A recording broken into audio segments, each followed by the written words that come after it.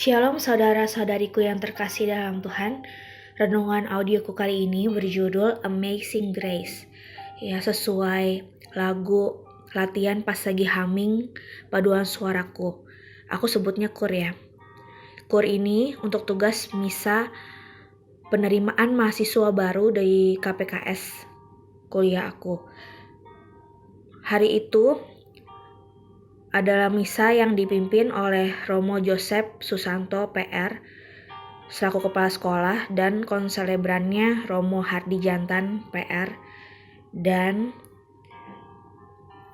abis itu kuliah umum dibawakan oleh Romo Carolus Putranto PR. Hari itu sangat inspiratif dan aku belajar banyak juga. Aku bersiap-siap untuk datang misa untuk tugas kur. Aku persiapkan sebaik mungkin. Ya, dari segi penampilan termasuk juga ya, selain latihan vokal kemarin udah 6 kali bersama teman-teman yang lainnya. Aku ke salon siang-siangnya. Rambutnya aku tata di kriwil yang mirip Wisi juga ya. Yang aku sih maksudnya mirip Wisi, tapi apa daya juga jadinya mirip kayak orang-orang Korea gitu kali ya. Karena rambutku dicat dan ponian. Dan ternyata susah juga pakai poni karena gerah banget. Ya, bela-belain deh. Pas lagi udah di kriwil, yang jadinya tuh sebelah kiri lebih naik, terus yang sebelah kanan itu lebih panjang sedikit. Ya Tuhan, ini gimana coba? Ya, aku sih bawa jepitan. Untungnya ada jepitan, bisa diakalin juga lumayan lah biar bisa balance ya. Dan aku pakai bandonya juga mikir-mikir gitu. Tadinya mau pakai yang manik-manik warna biru, terus aku bawa bando stroberi. Ternyata stroberi manik-maniknya itu copot, jadi aku nggak bisa pakai. Tadinya mau pakai yang bunga-bunga gitu, tapi nggak jadi juga karena aku nggak jadi beli. Dan akhirnya aku pakai bando warna plastik yang simple tapi lumayan bagus juga, warna biru muda. Aku pakai rosario 2 buah, warnanya yang satu cenderung putih, yang satu cenderung merah. Rosario aku ada banyak banget. Nanti mungkin ada renunganku yang berikutnya, judulnya Kekuatan Doa Rosario yang kedua. Aku juga milih bajunya warna biru dimintanya. Pas aku cari-cari lagi, nggak ada. Ternyata aku ingat ada satu lagi dicuci, kardigan biru hangat. Ya udah dikombain aja. Dan terakhir aku pakai cincin kawin. Ya, aku nggak boleh lupa di cincin kawin itu ada nama suamiku dan supaya aku tetap ingat dia. Terakhir aku bayar di salon itu senilai angka yang adalah tahun kelahiranku, dan kebetulan juga adalah sejumlah murid mahasiswa yang di angkatan aku yang keterima waktu aku masuk dulu.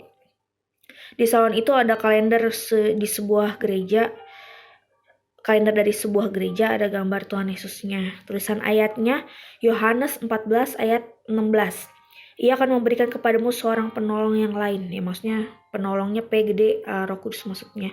Itu renungan audioku judul yang pertama.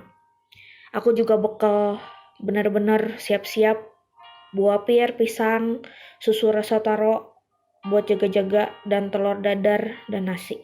Tapi aku lupa bawa sendoknya. Ya, pokoknya udah persiapan baik-baik bener, tapi ada aja yang agak kurang gitu ya. Jadi aku belajar juga bahwa Tuhan tetap menerima segala kekurangan kita.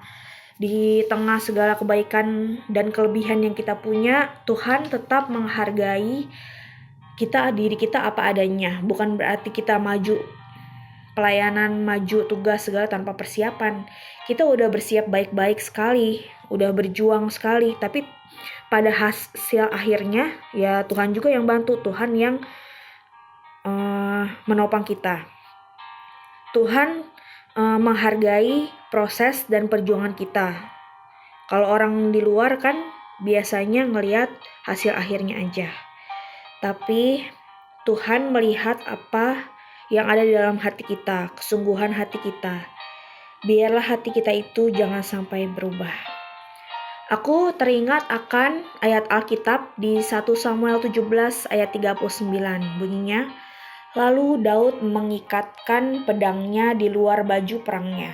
Kemudian ia berikhtiar berjalan, sebab belum pernah dicobanya. Maka berkatalah Daud kepada Saul, aku tidak dapat berjalan dengan memakai ini, sebab belum pernah aku mencobanya. Ya, aku belajar bahwa setiap orang punya talenta dan karakternya masing-masing. Daud yang bertubuh tidak segagah Saul kurang pas bila memakai baju perang. Dan kurang pas juga bila Daud membawa pedang. Daud akhirnya membawa umban batu. Apa yang Daud punya? Ayo coba jawab. Ingat-ingat lagi di kitab Samuel itu, 1 Samuel. Apa ayo? Daud punya pengalaman. Daud yang awalnya dia dulu adalah seorang penggembala. Ia membela kawanan domba dari terkaman singa dan beruang. Jadi Daud punya jiwa yang pemberani. Di dalam pengalamannya tersebut, Daud bertumbuh dalam iman. Iman bahwa Tuhan kerap kali menyelamatkannya dari singa dan beruang. Masakan tidak turut melindungi dia dari orang Filistin, yaitu Goliat itu yang adalah musuhnya. Ya, jadi seperti itu. Di 1 Samuel 17 ayat 45 berkata, tapi Daud berkata kepada orang Filistin itu, engkau mendatangi aku dengan pedang dan tombak dan lembing, tapi aku mendatangi engkau dengan nama Tuhan semesta alam, Allah segala barisan Israel yang kau tantang itu. Ya, jadi aku berkesimpulan, aku harus lebih percaya diri lagi, dan walaupun masih kurang sana-sini, tapi namanya juga manusia gak ada yang sempurna ya. Kembali lagi seperti yang tadi ku bilang, manusia melihat apa yang di depan mata, manusia melihat hasil akhirnya, tapi Tuhan menghargai proses perjuangan kita. Tuhan melihat kesungguhan hati kita dan Tuhan menerima kita apa adanya. Ya, Tuhan maha maklum lah intinya. Ya, seperti itu. Amin. Stay blessed.